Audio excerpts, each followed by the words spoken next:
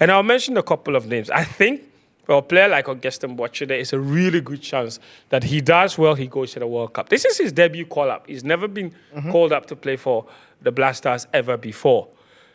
And given the situation around Mohamed Kudus, I think there is a need for that sort of creative midfielder in our team. Somebody that could come in and fill that spot. He's also just like Mohamed Kudus in so many ways. Very skillful, good driver of the ball, can beat a man. So we need that sort of creativity in the middle of the park in the absence of Mohamed Kudus. And I think that when I look at all the players they've called, he's one player that has those characteristics, some sort of a hybrid 10 and 8 that can do a really good job offensively. So if he does well, I think he goes to the World Cup. Okay. Another player that I think could potentially get crashed off squad for me is Prince Amoako. And his situation is very complicated and interesting because it really irks me in a certain way, like both positive and negative. Positive, let me start with the negative and I can go to the positive. The kid is 19 going on 20. He is in his first season at FC North Shala. He's 19, 20 years old. We've just made a call for him to come to the Black Stars. In the period when he was 17, 18, 19, we had youth teams, and not one of them called him to come and play. He wasn't a member of our first under-20 team. He wasn't. So you see what I talk about when I talk about building national team culture. Yeah. When we need to do it from the beginning. We made the same mistake with players like Kamal Junioma, Koningsdorfer, where we rushed them into the Black Stars, and then when we said they should go back and play for the under-23 team, they started. Kamal didn't refuse to go. Koningsdorfer refused to go. And even when Nyoma went, he caused all kinds of confusion and commotion. We need to build the culture early. And that gives rise to all of these perceptions about the fact that we tend to ignore the most talented players in favor of fixing players that are not necessarily talented, but maybe they belong to in certain quarters. Because tell me how. Are you telling me that when he was 17, 18, we didn't see that he was talented? So how come we never deemed him good enough for any of our youth teams, and suddenly at 19, he's good enough for Black Stars? Good question. And that frustrates me. We had the same situation with Nyoma. We had the same situation with Kamal Dean. And I talk about those players because they were born and raised here. So how come? Because there are other players, you mentioned the Zulte Waraganga, Joseph Opoku. He played for the under-20. He wasn't on first team. So he's made his way to the Black Stars. That makes sense. Yeah. Was Joseph Opoku far more talented than Prince Amoako at the time they were both here in Ghana? When Prince Amoako was 18, 17, 18, we all knew he was the next big thing.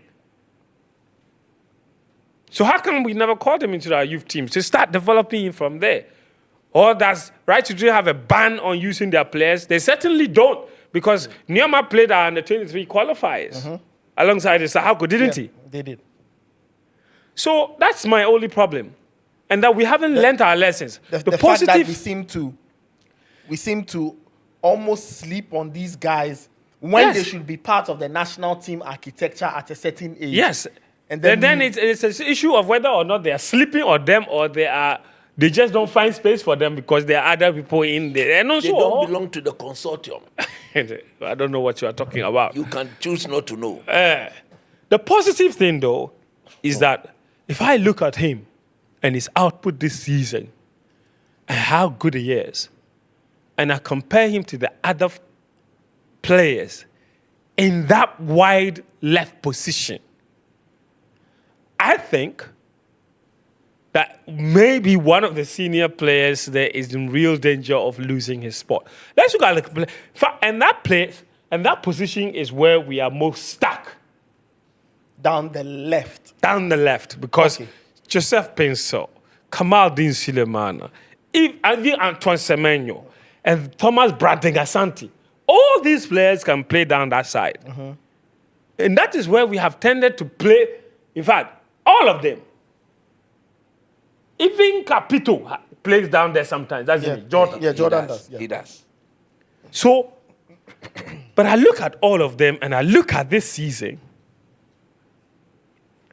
I would say Semenyo could go central either way. Okay. Even Brandon Asante could go central either way. But if you look at But you Joseph take out Paintsil, those two. So Paintsil, You look at the Joseph Pencil, Kamaldeen. Kamaldeen. Kamaldeen has not had a better season than Prince Amwakwa. This is fact. Billboard man. Joseph Pencil has had injury issues. He's just coming back. He scored a couple of games since he came back. He has a really good history with the national team. He's also one player that has never really had An a extended continuous run. Yes, Exactly, true. He's an extended gone run in the national out, team. In, out. But he's had All those things was Otto Addo's. But when we've seen him, he's had flashes of brilliance. Yeah, So I quite like him. But I'm saying that the reality of the situation is that he's not one of those players that has locked down a place in the team. Yeah, he's not played much. He's not. Even when he was our best player, Thank we you. find a He's beautiful not. way to substitute So he him. hasn't locked down the position. So then it looks like it's really up in the air. And for a young player like him, fearless, explosive, with a bit of end product, I don't know what the coaches are looking at, but if he does something slightly magical, he could be gate crashing his way to the World Cup. Okay.